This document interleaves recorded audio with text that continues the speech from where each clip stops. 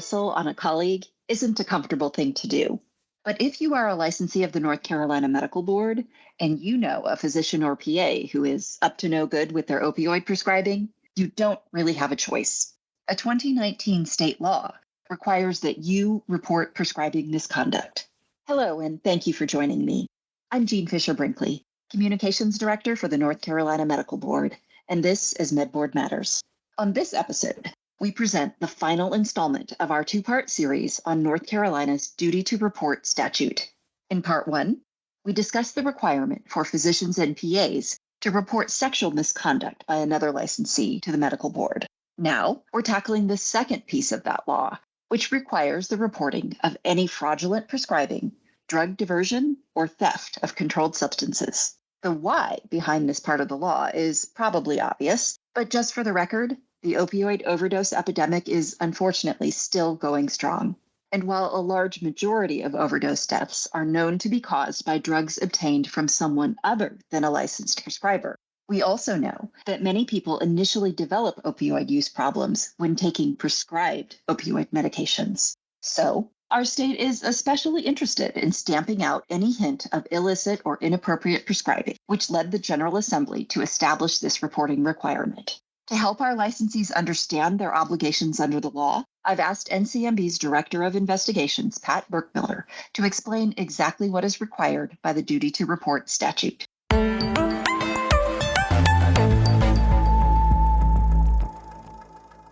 Well, Pat, thank you so much for joining me once again on MedBoard Matters. Glad to be here. If we could start just by defining what do we mean when we say prescribing misconduct? What does that encompass? Well, thanks, Jean. Under that second duty to report, it's under 90-5, all of our licensees have a duty to report to the medical board, actually in writing, within 30 days of just having knowledge that there is an incident that they reasonably believe that occurs involving fraudulent prescribing. And fraudulent prescribing is essentially any type of misuse of prescribing authority, drug diversion, or actual theft of a controlled substance by another person who is actually another licensee of our board. And that is all-encompassing. When we talk about things like drug diversion, that is defined as transferring those controlled substances or a prescription of a controlled substance for a number of reasons. And Right. there's a lot of those reasons are outlined. One of them is for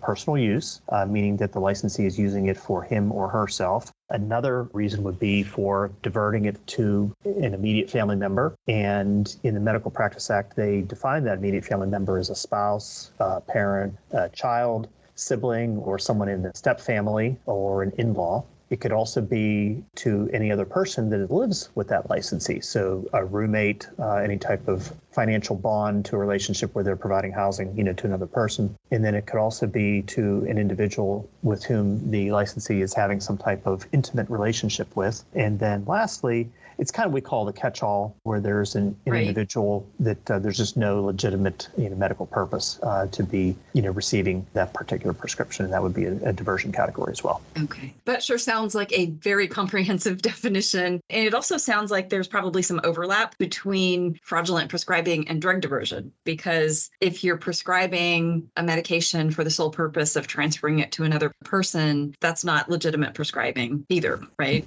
That's correct. In fact, if we look back at just in general, without talking about this duty to report, we have prescribing to family members. And last year, we had a number of cases, over 24, involving prescribing to family members. And that is covered, obviously, in a position statement that the board Right. has issued as well. So there is overlap, definitely. I'm glad you mentioned that. I think that's an important thing for our licensees to be reminded of, is that North Carolina does have a position statement that basically says that outside of minor acute illnesses and emergencies, you really should not be prescribing to immediate family members. And actually, it was already specifically prohibited by rule to prescribe controlled substances to any immediate family member. So this new requirement goes farther and says not only should you not do it, if you're aware of somebody else prescribing in an illegitimate way, it is your obligation to report that to the medical board so it can be investigated. I'm thinking, some of our licensees are probably a little bit tired of hearing about the opioid overdose crisis, quite frankly. And frequently when talking with licensees or participating in professional outreach, one of the comments that I hear pretty regularly is, why are we still talking about fraudulent prescribing? If you look at overdose death numbers, the vast majority are people who are using street drugs. They're not obtaining medications from a prescriber necessarily. They're obtaining them from a drug dealer. What's our answer to that? Why are we still talking about fraudulent prescribing? Well, it's a great question. I don't know why we're still talking about it, but it still does occur. We have some examples I could give you that, that we have seen are, for example, the theft of samples, where there is, easy access to having something that is not part of a prescription where those medications are being diverted. We also see things like skimming. So we have some fraudulent prescribing that is obviously going on there where it's coming off of someone else's prescription. We also have seen purchase back schemes where a legitimate patient receives a prescription, but receives a prescription in either a higher amount than what is necessary in that prescribing setting. And then the licensee is known to purchase back or provide some service to obtain some of those meds back to the actual licensee for that diversion. So again, those are some other examples of that fraudulent prescribing. And again, Sure. they still come to our attention. As far as the practical side of how does somebody make a report, let's just talk a little bit about that. If somebody is aware of a colleague who is engaged in some sort of suspicious prescribing, how would they let the board know? The easiest way for the duty to report to occur from another licensee is in our professionals healthcare reporting form. And that's right on our website. It's a very easy link to get to. And, keep in mind that when there is any type of hesitation of whether a licensee should report on another licensee, keep in mind that all reports that are made in good faith without any type of fraud or malice, it's actually immune from any civil liability. And that's important to understand, that this is a big enough crisis that is going on. And if we see, something, we really need to say something. Now, obviously, if some report is made in bad faith, or there is a reason that somebody is doing something for some malicious nature, that can actually constitute unprofessional conduct and could be grounds for discipline under the Medical Practice Act. So likewise, if they are aware that such conduct is going on and they don't report it, that can also constitute grounds for unprofessional conduct. So I think it's like anything. Be aware that you can most certainly report something if it is done in good faith. There is really no issue from the medical board in reporting such. Right. Can we talk a little bit about the incidence of cases that involve prescribing issues? We do track that. I believe the category that we have is generally prescribing. It doesn't necessarily single out controlled substances, but it is something that we've tracked for a number of years. And I'd be curious to know how stable those numbers have been. Have they been rising, falling, flat? What does it look like? So our prescribing numbers have essentially been going up like with a lot of our cases. In 2022, we had 375 prescribing cases. And as you said, we don't break them down into whether they involve controlled substances or not. But one of the things that I can say is that our diversion cases have actually gone down. So looking at those numbers across the board, the impact we get as a result of the decreasing in certain areas is a direct result of some of these educational outreach programs that we're involved in with visiting PA schools and other areas of education that we put out through our communications. There's additional exposure through other licensing boards because they're basically doing the same thing in getting that word out. So I think that's something that definitely helps us in getting these prescribing cases under control, but they are slowly on the rise. So I will say that prescribing cases are definitely. So overall prescribing cases, diversion specifically was down. Yes. That's interesting. So it brings to mind, you mentioned the outreach that we're doing, and I certainly like to believe that the work that the board is doing to educate its licensees and students and prescribers generally is making an impact. But I think everyone knows, or if they don't know, they should, that the medical board is not the only agency out there, of course, that is paying attention to opioid prescribing. I mean, there are many, many others, insurance companies, DEA, pharmacies, lots of different entities are watching this, and many of them have their own initiatives. And I wondered if you could talk a little bit about that, some of the efforts that you're aware of that are out there to sort of identify prescribing misconduct. Sure. So we get a lot of information that comes in through local pharmacists. They are essentially the eyes and ears of what's going on the street, and they have a great impact in spotting issues when they observe, prescription data, which raises red flags to them. And that might be through address correlation, that may be through a relative of a licensee that is coming in something just not quite right, with that prescription, how the prescription was filled, delays in pickup and those types of things. So there's definitely a larger presence with our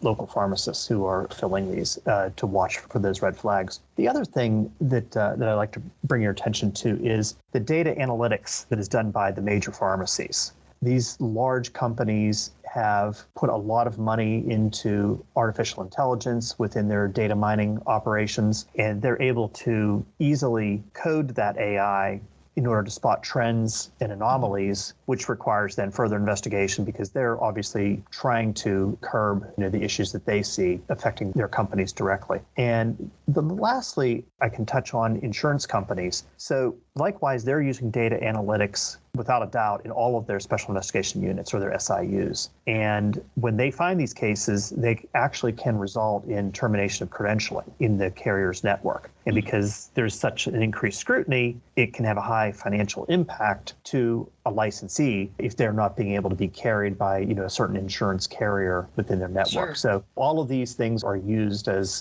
different tools to combat not only the opioid crisis that that we're facing, but also with just fraudulent prescribing cases. Right. Good. Well, thanks for touching on that. I just wanted to be clear for any licensees listening that we're not putting this on their shoulders solely, certainly. I mean, this is just kind of closing a loop that there hadn't previously been a requirement for licensees individually to report this. There are plenty of others that are looking out for it and that do regularly report to the medical board. Another thing that I thought about is it might be useful to listeners to hear some examples of the types of cases that we've seen involving the types of prescribing misconduct that, if a licensee became aware of, they would need to report.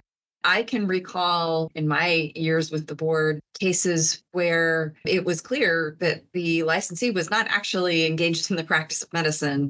Patients would come in and there was a set fee for give me $100 or $150 and I'll write you a prescription for whatever opioid you like. So we have that on the extreme end, all the way on up to a well-intentioned licensee who maybe starts out really trying to help people, but perhaps doesn't have the education and training to really appropriately identify, diagnose, and treat conditions for which opioids would be appropriate. Can you think of any specific cases that or have been particularly memorable since you've been with the board? There's one that stands out in my mind, and it was a case where we had a sole provider, and it was a cash model. And the cash model was that provider would not take insurance.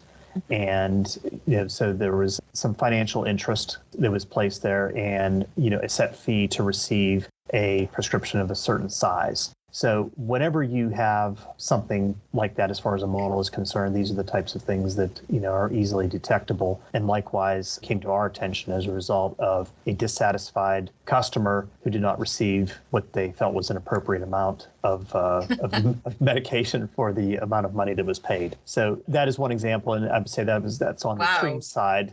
But that's pretty. I mean, I don't mean to laugh, but it is sort of comical that a dissatisfied customer. So somebody who was seeking an illegitimate prescription reported the licensee for failing to give them enough medication. The quantity that they felt was the quantity that they wanted for the dollar amount. Yes. Well, thanks very much to that patient for bringing it to the board's attention. It probably did not have the effect that they wanted. Is there anything else that we haven't talked about that you'd like to discuss related to the prescribing misconduct requirement? I would say that the North Carolina Medical Board is not against the prescribing of controlled substances. We're really focusing on the safe prescribing of controlled substances. And as we talked about, the board has a number of position statements that cover these various topics in regards to prescribing. Mm-hmm.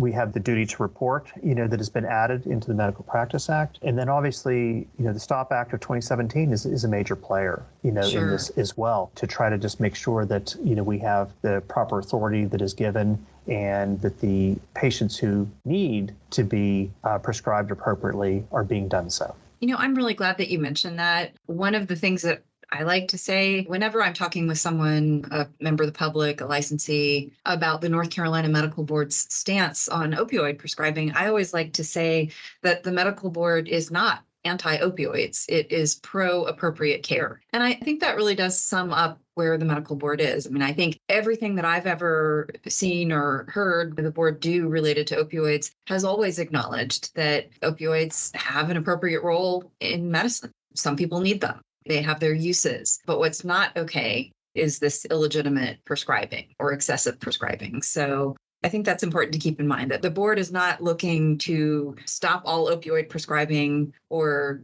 get rid of opioids entirely. It's just looking for that safe and responsible prescribing. Thank you so much for talking with me about this. I really appreciate it, as always. Thank you, Jean.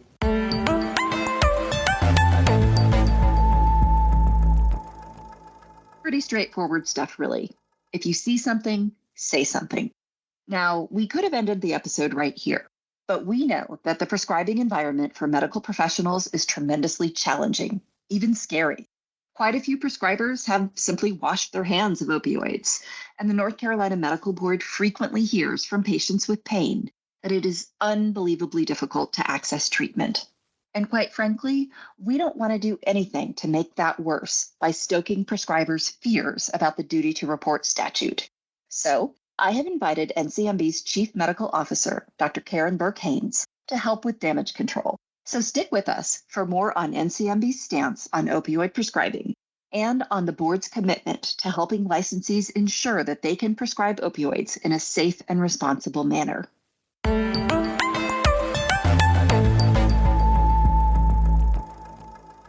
Dr. Burke-Haynes, thank you so much for joining me to talk about this topic.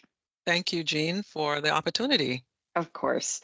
As you know, we spent the first portion of the podcast talking about this new requirement of law that says that if a licensee of the board is aware of illicit or illegitimate prescribing going on by another licensee, that they do have a legal obligation to report it to NCMB. And we want our licensees certainly to be informed and to understand that requirement under the law. At the same time, I've been doing the work that I do in education and outreach long enough for the board to have spoken with many, many patients, many prescribers. And I know that licensees who prescribe controlled substances are operating in a very difficult environment. There is a great deal of fear about doing the wrong thing. And in putting this message out to our licensees, quite frankly, I don't want to make that worse. So I wanted to invite you here to talk with me for our licensees' benefit about, what the medical board's stance is on controlled substances. And I thought I might begin by asking you, what would you say to a licensee who's listening to this podcast and they're hearing that now the state of North Carolina wants them to report colleagues who aren't doing the right thing? What would you say to them about controlled substance prescribing? Jean, thanks for this opportunity to offer perhaps some clarity and, if nothing else, introduce some points of reference for the licensees of North Carolina to consider. First and foremost, nothing changes in some ways with this requirement, in the sense that the ethics of our profession drive the concept of accountability and consideration of the good of our patients. And we know that this responsibility begins with a licensee who's empowered with a prescription pad, empowered with the mantle that comes with being clinicians, walking into an exam room and interacting with patients. It's a very powerful dynamic. It is a space that introduces a very intimate kind of collaboration with patients. And so it must be a space that's honored, a space that is, there's value in it pausing from time to time to acknowledge the very powerful dynamic that exists in that space and with that responsibility.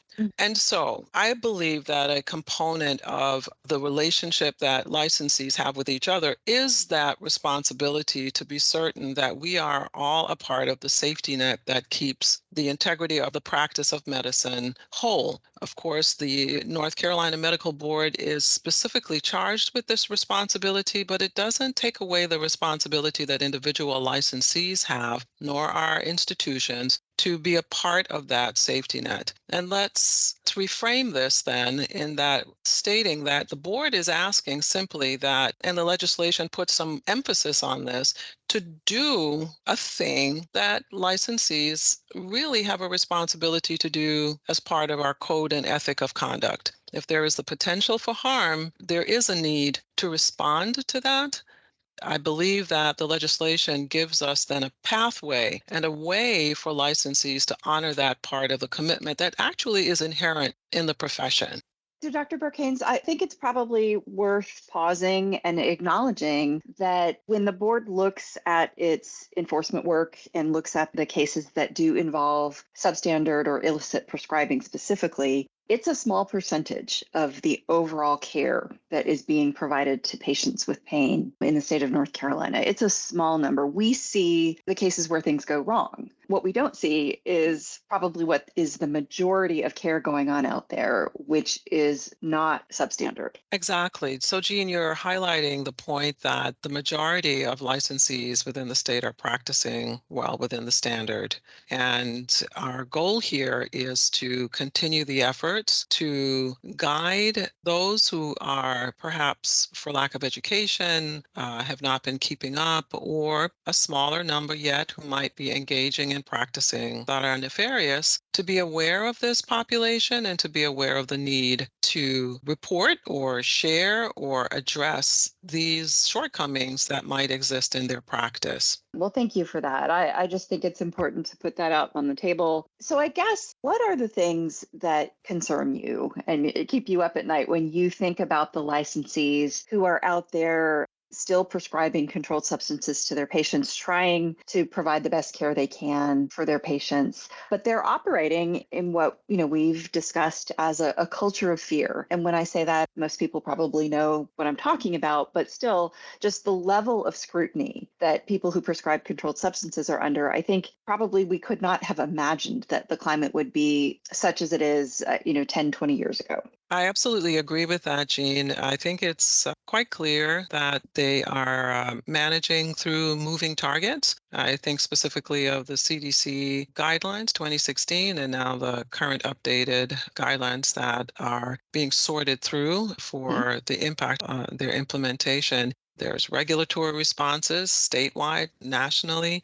There's quite a bit of activity in that space that understandably causes some level of anxiety and even fear, as you've pointed out. I do think, as you've said, that the majority of licensees have managed to work their way through this. They're moving into a new settled place. There's still more work to be done to support that, and to that extent, the board continues its commitment to sharing information on its websites through educational materials and CME webinars for the purpose of helping to answer those questions when moments of doubt might arise. Am I doing this the way that is appropriate within my medical community? There are places that you can go to as reference points to help reassure and confirm one's practice is within the norm for the state. Right. And that is as good an opening as I can imagine for me to talk about the fact that NCMB collaborated with subject matter experts in the state and with CME providers in the state to create new controlled substances, continuing medical education for the benefit of our licensees and others who prescribe controlled substances. And Dr. Burkanes, you, of course, led that project for NCMB. Would you talk about the product that was produced and perhaps some of the specific topics that were included in this round? Absolutely. So first, I'd like to acknowledge and give a great thanks to our collaborators at Wake AHAC and at UNC. The goal of this CME2 product was to update elements of the controlled prescribing CMEs that had been previously produced by the board with a focus on addressing alternatives to opioid prescribing, the matters of weaning, and some light touch in managing the patients who present to your practice who may have violated pain agreements. And this, I believe, is a helpful series in addressing some of the challenges that we have seen in our complaints presented here to the board. I think that is great information. I speak from the perspective of someone who talks quite frequently with pain patients. And unfortunately, what I'm hearing from many of the pain patients who call is that there isn't a lot of tolerance for people who are not fully compliant. I have spoken with many patients indeed who call and report that they were dismissed from care because they didn't show up for a pill count or because they didn't take their medication exactly as directed. And I think many of our licensees would probably be surprised to hear that the medical board doesn't want them to immediately discharge a patient under those circumstances. Could you talk a little bit more? Absolutely. And I know this is some of the content that is touched on in the CME modules, but could you sort of talk through from the clinician's perspective about, what would be a more constructive way to respond to circumstances like the ones I just mentioned? Thank you, Jean. May I start by simply saying, and I find in a moment like this, it's so important to have the audience recognize the North Carolina Medical Board does not establish the standard of care for the state of North Carolina. So might I say that the comments that I'm about to make reflect on the standard within the community. What the board is actually looking for is engagement, documentation, and an understanding of the plan of action determined by that licensee in dialogue with their patient. I'll give you an example. We have a patient who might come in for a routine follow-up for chronic pain management. There's a urine drug screen that had been obtained. There is an aberrant, what we call an aberrant urine, and either it can be that something that they should have in their urine is not there, a controlled substance, or something not prescribed to them is present in the urine. This is oftentimes a scenario that leads to patient dismissal. May I say that the board is not looking for a licensee to terminate that relationship. I think what would be absolutely acceptable, the spectrum could be from the licensee who decides that they want to not absorb that risk could terminate. Yes, the board won't act against that, but the board is also embracing a licensee who might approach that situation with curiosity. I see that you have this abnormality in your urine. Let's sit down and talk about what the significance of this and how we can move forward. And I think that that is as much a reasonable response as a clinician who might decide they no longer want to continue that relationship. Yeah, I think that is so helpful. I should say, if licensees would just believe that, I think that it would make patients' lives a lot easier based on the calls we get again. So thank you for touching on that. Do the recent CME modules also talk about what to do if you genuinely suspect that your patient has crossed that threshold and doesn't actually need the medications for pain, but maybe they're developing substance use disorder? So some percentage of patients who are on long-term opioids or someone who might be introduced into your practice might have actually a substance use disorder. We recognize that, and it is important for licensees to be thinking about this in the course of their conversations with their patients and in managing their care. Examples, two pathways. A substance use disorder does not always mean an addiction, and it's important for licensees to continue their own path of education around the difference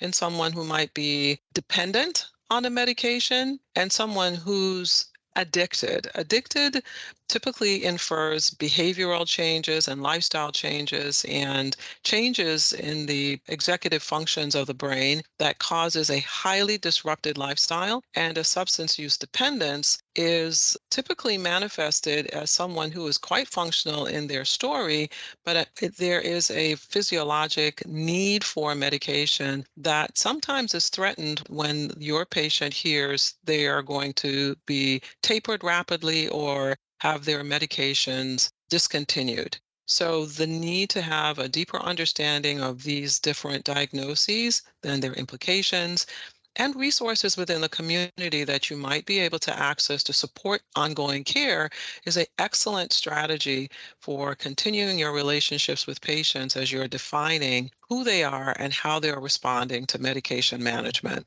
The impact from a regulatory perspective, it's the licensee's choice around how much they might choose to manage a patient who falls into either of those categories. We're not compelling licensees to manage addicted patients, but it would be a reasonable consideration to seek support within the community. The board would view that favorably and has no prohibitions to licensees either continuing care in partnership or transferring that care. Absolutely. I think that's a really important point. And I know our clinical partner actually on the CME project was the Addiction Medicine Fellowship Program at UNC Chapel Hill, I happen to know that they are building a sort of a hub and spoke approach to support people in communities who are managing patients with substance use disorder. So that may well be a resource, is that, you do have the option to manage somebody in your own practice with support from specialists who are experts in addiction medicine, or you may have the opportunity to refer. But I think the message, again, that I'd like to underscore, which you have done beautifully, is the board's expectation is not that you excise patients who are not compliant or patients who appear to be addicted or misusing controlled substances. You do have that option to intervene and refer to treatment.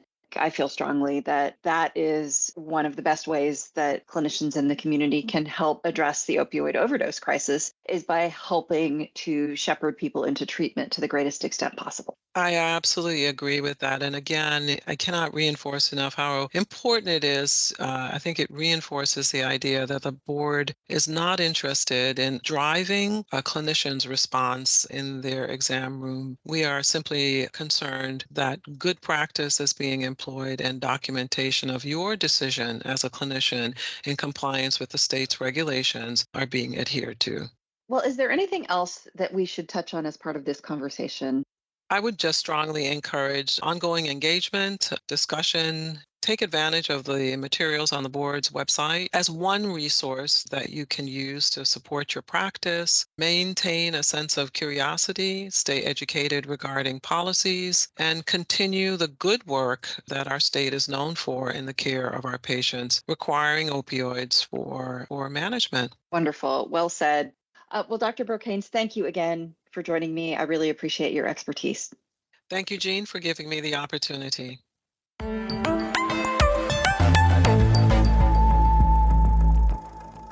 Well, that brings us to the end of this episode of MedBoard Matters. I hope you found it helpful and informative. Be sure to check the podcast show page at www.ncmedboard.org/podcast for links to the opioid CME modules and other information and resources. As always, you can send comments and questions to podcast@ncmedboard.org. And don't be shy about telling your colleagues about the information you got from this podcast. We love new listeners. This is your host, Jean Fisher Brinkley. Thanks for listening. I hope you will join me again.